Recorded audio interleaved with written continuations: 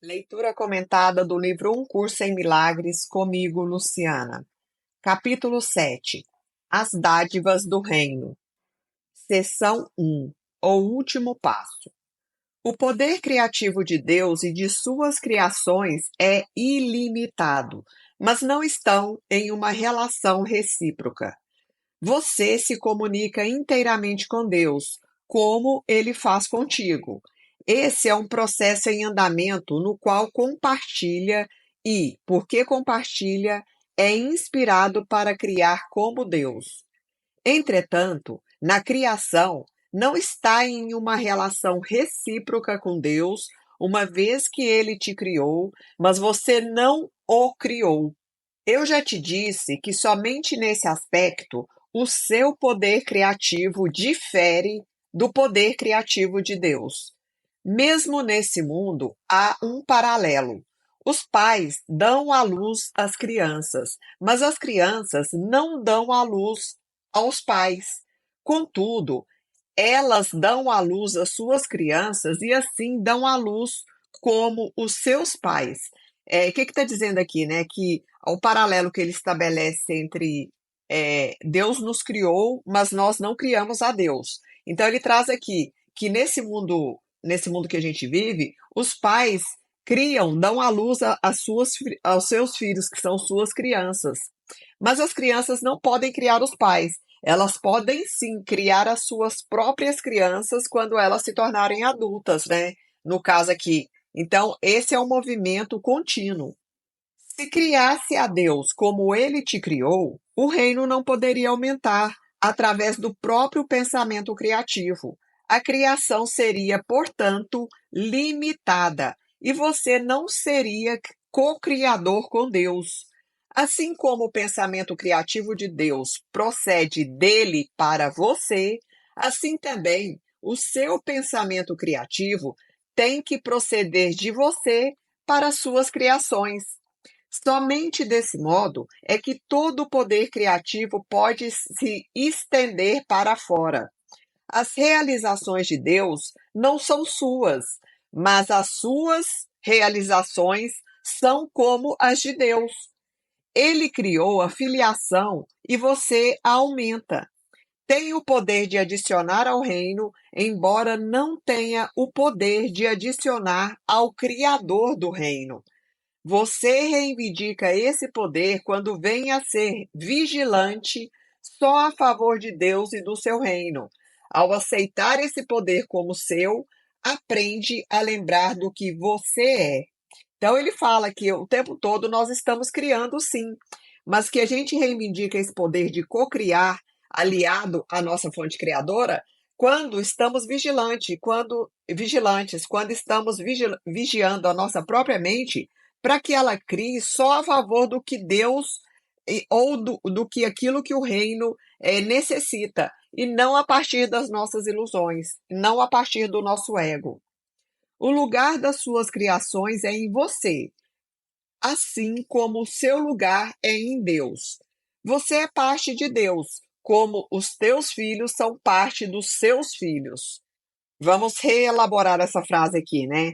Você é parte de Deus, assim como os seus filhos são partes dos filhos de Deus, que somos nós, né? Criar é amar. O amor se estende para fora simplesmente porque não pode ser contido. Sendo sem limites, não para. Ele cria para sempre, mas não no tempo. As criações de Deus sempre existiram, porque ele sempre existiu. As suas criações sempre existiram, porque só pode criar como Deus cria. A eternidade é sua, porque ele te criou eterno.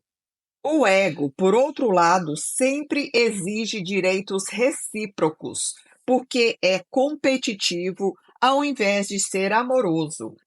O ego está sempre disposto a barganhar, mas não pode compreender que ser como o outro significa que nenhuma barganha é possível.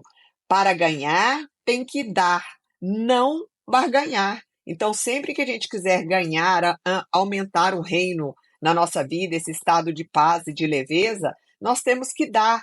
Dar não no sentido unicamente material que eu digo, dar paciência, dar superação, dar amor, dar paz.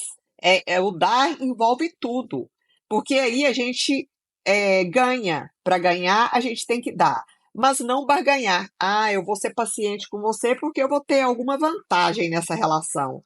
Não. Ah, eu vou te dar amor, eu vou ser amorosa porque eu tenho certeza que você vai me dar segurança. Então, isso é barganha, isso é do ego. Barganhar é limitar a dádiva, e essa não é a vontade de Deus.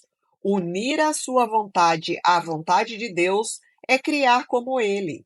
Deus não limita as suas dádivas de modo algum. Você é as suas dádivas. Então, nós todos, cada um de nós, somos as dádivas de Deus, de modo que as tuas dádivas têm que ser como as suas. Ou seja, as nossas próprias dádivas também, aquilo que a gente dá, tem que estar alinhado com a forma como o próprio Deus nos dá. E ele continua aqui, ó, as suas dádivas ao reino têm que ser como as dádivas de Deus para você. Eu dei só amor ao reino, porque acreditava que era isso que eu era. Jesus, né, que foi o próprio exemplo vivo do amor, né? Tanto que tem uma frase anterior aqui, pouco anterior a essa leitura, que diz: ensine só o amor, pois é isso que você é. E é o que Jesus está falando aqui, que descobriu que ele só ensinou isso porque ele descobriu que ele era somente amor. Aquilo que você acredita que determina as suas dádivas, e se Deus te criou estendendo-se a você, só pode estender-te como ele fez. Só a alegria aumenta para sempre, já que a alegria e a eternidade são inseparáveis. Deus se estende além dos limites e além do tempo, e você, que é co-criador com Ele, estende o seu reino para sempre e além de todos os limites. Está dizendo que a gente estende o reino de Deus para sempre e além de todos os limites quando a gente co-cria com Ele. A eternidade é o selo indelével da criação, indelével, durável, né, que não pode ser destruído. Então, a eternidade, ela é para sempre, ela não pode ser destruída. O que é eterno está em paz e alegria para sempre. Pensar como Deus é compartilhar a certeza dele do que você é, e criar como ele é compartilhar o amor perfeito que ele compartilha com você. O Espírito Santo te conduz a isso para que a sua alegria possa ser completa, pois o reino de Deus é íntegro. Eu tenho dito que o último passo no despertar do conhecimento é dado por Deus. Isso é verdadeiro, mas é difícil explicar em palavras, porque as palavras são símbolos e nada do que é verdadeiro precisa ser explicado.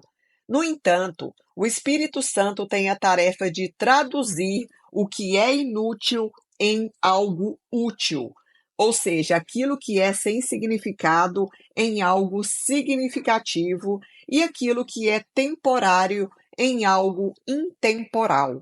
Ele pode, portanto, te dizer alguma coisa a respeito desse último passo. Deus não dá passos, porque as suas realizações não são graduais. Ele não ensina, porque as suas criações são imutáveis. Ele não faz nada por último, porque criou em primeiro lugar e para sempre. É necessário compreender que a palavra primeiro, quando aplicada a ele, não é um conceito de tempo. Ele é primeiro no sentido de que é o primeiro na própria Santíssima Trindade. Inclusive, a palavra primeiro aqui está com letra maiúscula, o que denota que Deus é essa consciência, essa energia, essa fonte criadora de tudo, absolutamente tudo. Ele é o Criador primeiro, porque criou seus co-criadores. Como ele o fez, ou seja, como ele nos fez, fez a cada um de nós, o tempo não se aplica nem a ele, nem ao que ele criou. O último passo, aqui, último passo está entre aspas, que Deus dará era, portanto, verdadeiro no início e é verdadeiro agora, e será verdadeiro para sempre. O que é intemporal está sempre presente, porque tudo o que é eternamente imutável. Não muda por aumentar, porque foi para sempre criado para aumentar. Se você o percebe como se não estivesse aumentando, não conhece o que é isso. O que eu entendi aqui dessa frase? Se a gente se percebe como se não estivesse aumentando, evoluindo, progredindo, a gente não conhece o que é isso, não se conhece verdadeiramente. Porque, por mais inconscientes que estejamos aqui, estamos sempre experienciando situações que nos fazem evoluir de algum modo. Também não conhece quem o criou.